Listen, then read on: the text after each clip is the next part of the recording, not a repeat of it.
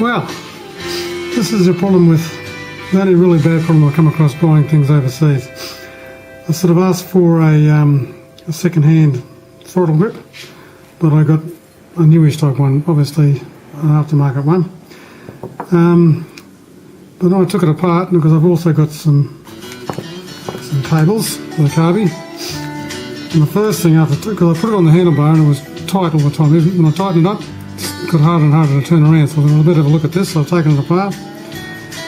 And here's the cable. This is what you need to make the carbies work. That hole there won't go in. So, for a start, that's not much use.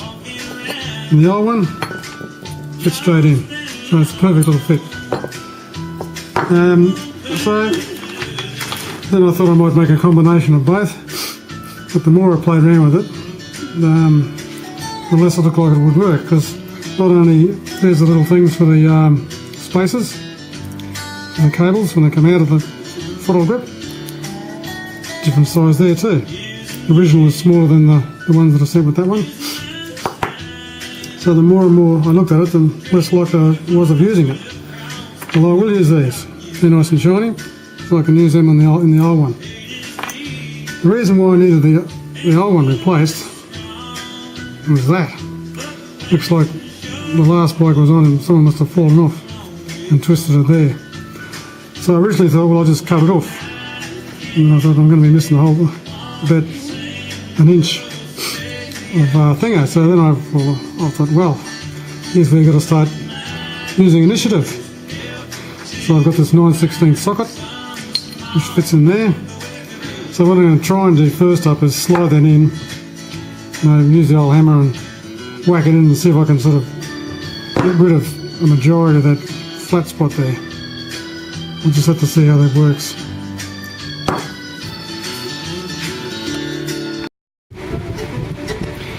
Well, my plan worked.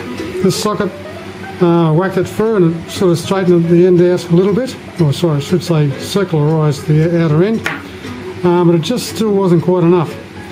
So not being one to slow down and think about things a little bit more, think them through a little bit better, I got this other socket which is slightly bigger and it's got that edge there that goes up. So I thought, oh well, I'll just use that. Put it in there, hit it a few times with a hammer, and unfortunately I split the end, which you can see there. But, you know, I try to put it on the handlebar and it works. I mean, there's nothing wrong with that. That's spinning around quite freely. So no one's really going to know, because once I put that handlebar grip on, that's the end of that. No one will see it, except you people, of course. But anyway, it's going to work. The new one I bought, I won't be using any of that apart from the screws over there. It has a humorous thing to finish up with. I've got these from America, and I'm not going to use these because I'm going to keep this packet for prosperity, because it's got to be the most unusual name I've ever seen for handlebar grips.